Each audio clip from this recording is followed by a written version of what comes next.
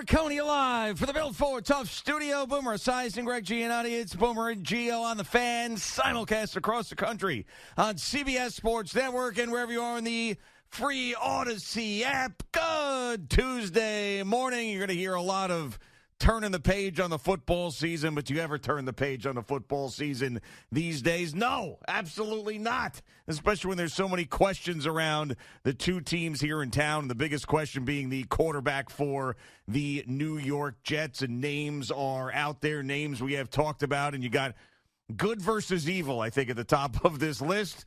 Good being Kirk Cousins and evil being Deshaun Watson. One of those two guys, I feel like, is going to be here with the New York Jets. That is the way it feels like it is trending, unless Kirk Cousins gets pulled back to Minnesota. But I'm not so sure with the way things ended there that he wants to go back there. But that general manager is out, and maybe he feels really good about teaming up with Frank Reich.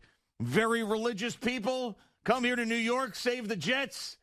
You're going to need God's help to do that, that's for sure. Good morning, Boomer. How are you? God's help to do that. Okay, That's a good way to start this morning. You know, it was interesting. So when we were talking about this briefly pre-show, I just put it to ChatGPT. You know, who are the free agent quarterbacks? So it gives me a list of the free agent quarterbacks. Obviously, Kirk Cousins is not one of them yet. He's going to be released, though, yes. Right. So, and there are a number of other guys that potentially could be available. Like, I didn't see Carson Wentz's name. I didn't see Jacoby Brissett's name. They may not be free agents. I'm not sure what their contract status is. And then I said, you know, pair the quarterback with the team. Oh, okay. All right. So then ChatGPT did that for me, okay?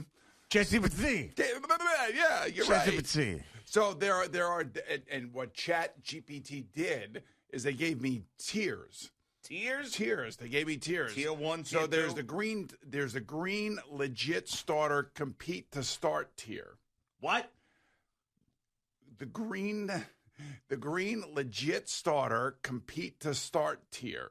So this is a quarterback that if you sign him, you're signing him to compete to start for you going into the season. What's the green mean? Well, they just gave it a color. Oh, they gave it a color. Okay. Green, right. They gave green, yellow, red. Gotcha. All right. Very good. Just like a stoplight. I got you. I didn't know. The way you said that, it was like green compete to start. I didn't know what that meant. All right. So here are your unsigned green guys. Green guys. Yeah. According to ChatGPT. Yeah, okay. Russell Wilson, Aaron Rodgers, Daniel Jones. Right. So those are the only three right now, because obviously it does not include anybody who's under contract. These are players who do not have contracts right now. Okay. So those are your three legit starters, according to ChatGPT.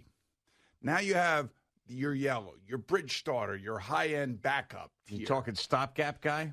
Bridge starter, high-end backup tier, stopgap guy. Gotcha. You want to add stopgap? That's a geo term. That's what it sounds like. Yeah, but that's not a ChatGPT term. All right, very good. All right, so this includes Jimmy Garoppolo, Tyrod Taylor, Marcus Mariota, and Joe Flacco, according to ChatGPT. Okay. All right, so then I said, okay, what's the next tier? The next tier is developmental, a backup with upside.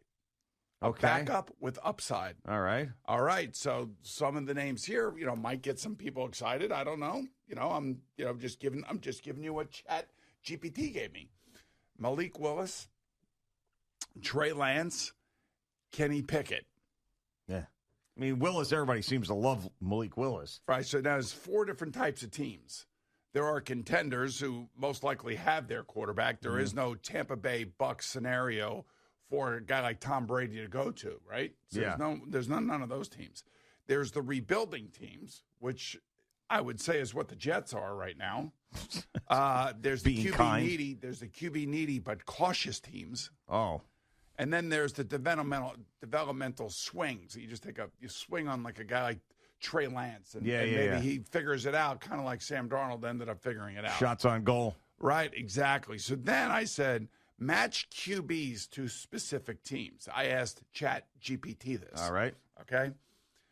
The thing that I found most interesting out of the teams that they gave back to me, the Jets were not on the list.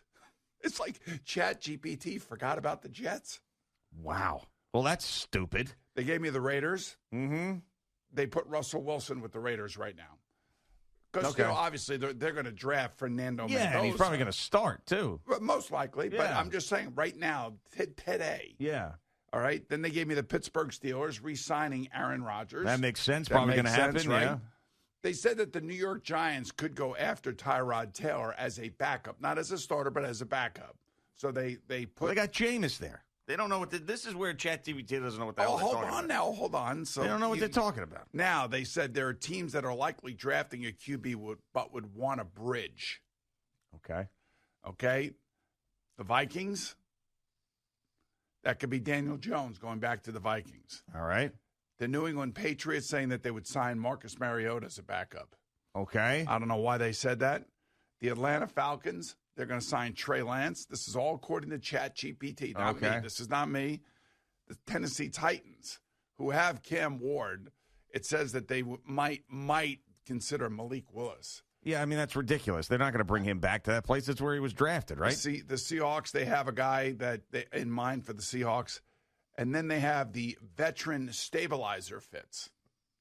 The Browns, Flacco. The Saints, also Tyrod Taylor. No Jets.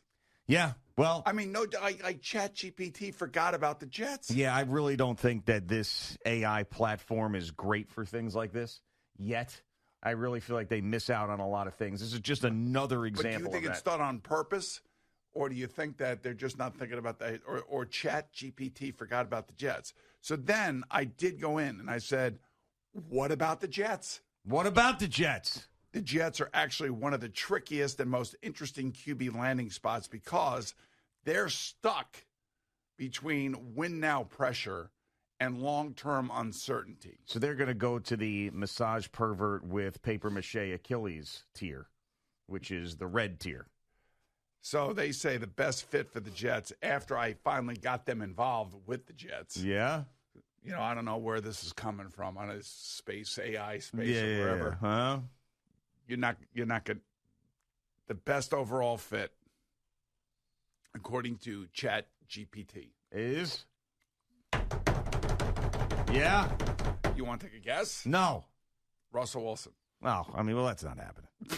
You know that's not happening. There's no way. It's not happening. Could still run. Oh, I mean, still win with a good defense and a run game. Brings leadership without a full rebuild. These are all the descriptions of Russell Wilson. Yeah, all right. So now, can I give my point of view here? Well, yeah, I was hoping for it. I don't think anybody under 6 foot is playing quarterback for the Jets. Okay. That's just me, and that's just me knowing my friend and knowing what my friend likes in terms of attributes of quarterbacks. Yeah, he's got a little person phobia, right? Can't be around little people.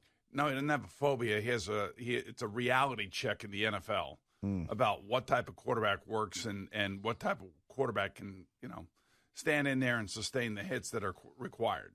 Okay. So I would think anybody that is, I would say 6'2" to 6'5", anybody that's probably 205 to 240, and somebody with a modicum amount of movement, just a little bit of movement that can run a little bit here, run a little bit there if they need a first down or two, and somebody who is going to be very smart. Somebody's going to have to be proficient in reading defenses, getting to the line of scrimmage, getting the team into the right run game, right checks, all the different things that are required from a top-end quarterback dealing with a top-end offensive system. That's the way I would put it. So ChatGPT really failed me this morning. They didn't give me anything. And you never know who's going to shake loose between now and the draft. We also have the combine, which is really what's next, where we start measuring hand sizes and waist width and also leg power. Yeah, the vertical leap and then the interviews and all those things that we talked about last year with Shedeur Sanders and Jackson Dart and why the Giants love Jackson Dart, not Shedeur Sanders and all that stuff. I think Frank's got achondroplasiophobia. That's what it is. Is that what it is? That's the clinical term for an intense irrational fear or aversion to little people. Didn't we know somebody who had that? Al, do we know somebody who had that? Achondroplasiophobia? Who was really, you know who it is? Shannon Sharp. Really? That's who it is. He has achondroplasiophobia? I think he does. Wow. We don't. Yeah, no, I don't. Of course I not. I was hugging little Boomer. Yeah, that's right. No, but Frank does, apparently. He needs a big man to be his quarterback. He likes a big strapping stud as his quarterback. Is Kirk Cousins a big strapping stud? Yeah. Is he, though? Yeah. I don't know. I feel like when he fits the measurables. But is he? I don't. Dude, he fits the measurables. He's not that tall, though, is he? He's like 6'2". Is he like 6'2" or 3"? He's 6'3", okay. Yeah, no, he fits anything 6'2" to 6'5", I told you. 195 to 240, somewhere in there. CBS Sports Network, do you have that picture of me and Kirk Cousins down in Miami when we were standing next to each other? I feel like we were more close in height than 6 foot to 6'3". Were you wearing those elevated shoes I never wear elevated shoes. That's Evan Roberts who wears elevated shoes. Oh, he does wear elevated shoes? Yes. I took that picture of Sean and Evan doing some work before the show, going through some audio, and I didn't even realize that Evan's got platform shoes on. Oh, I didn't know that. Yeah. Maybe that's why his back's hurting. I think I think the shoes are maybe something that's supposed to help him. I don't know. You don't want to be messing with your... Oh, man. He wears platform. I didn't know that. Yeah, look at the picture. It's crazy. Oh, is that the picture you put out? You said where the sausage is made or something? Yeah, this is where the magic happens. The magic happens. And then he ended up, every comment underneath, well, not every, but lots of comments were about Evan's platform shoes. Look at them. See those things? Look at those things. Yeah. I mean, it's pretty. He's got a thick white bottom sole on black shoes. And you're telling me that those are platform shoes. Like, in other words, that's going to raise him up about 1.5 inches? Yeah, probably. Yep. And by the way, they did have that picture. CBS Sports Network at some point had that picture because they put hearts around it and they did like a whole thing and put it up there. So I don't know if they're doing some spring cleaning and got rid of that thing, but it's got to be in the system. And now also it's perfect because it's Valentine's Day week. They should have that. It's got to be in the system somewhere. They should have you and Patrick Mahomes with the heart picture. They should have that. They should have me and Kirk Cousins with the heart picture. Do you think Kirk Cousins would actually consider coming to this disaster? So the interesting thing about the Kirk Cousins situation for me would be because of the firing of the GM in Minnesota. Mm-hmm. I could see him going back there another year with Kevin O'Connell. Okay.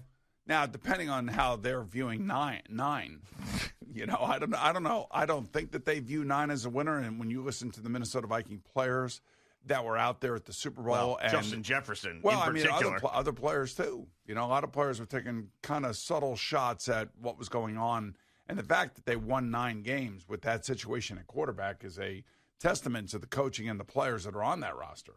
Yeah, that's going to be the Jets' biggest competition. However, if Aaron Glenn and Frank Reich and Darren Muji go to Kirk Cousins and say, listen, this is your job. We want to be the leader. We want you to be the leader. We're going to slap the captain right on your jersey, and you're our guy. We need you, as opposed to Kevin O'Connell saying, yeah, we kind of have to give JJ a couple of games to see what happens after this offseason, and then maybe we go to you. Then he might be like, hey, hell, I want to start right away. Because, I know that his teammates don't like him, but maybe I don't know, maybe Kevin O'Connell saw something in that 3-game stretch where he played well, where he's like, I really feel like with an offseason I could get him going. I don't believe he's ever going to be good. He's been hurt 2 years in a row. Yeah, well, that's the other big problem, is anytime he started getting going, he'd get hurt. So I think they're probably going to try to find someone to replace him and start.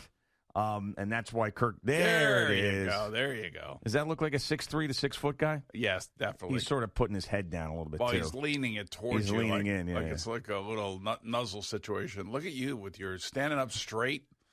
Yeah. With your pink shirt on. Yeah, I had a pink shirt on down in Miami. That's before I had gray in my beard. That was now 6 years ago. Wow. God damn. Yeah. That was right before COVID hit, and it's here.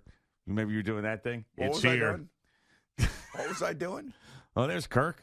He feels like he's always like crunched up in a chair.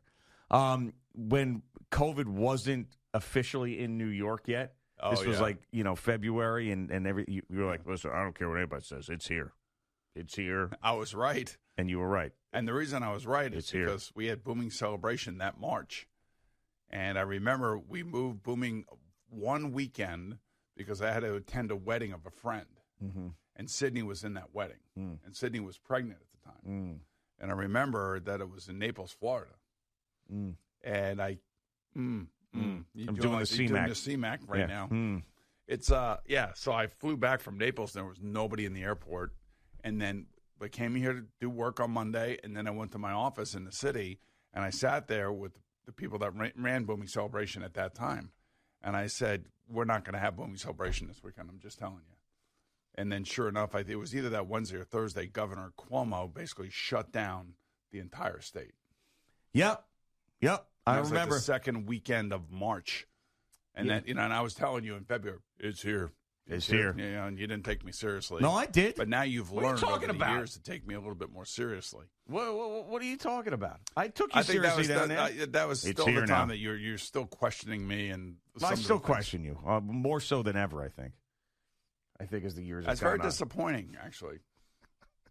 That's why I told you. That's why I said that. Fernando in Rutherford. Fernando, what's happening?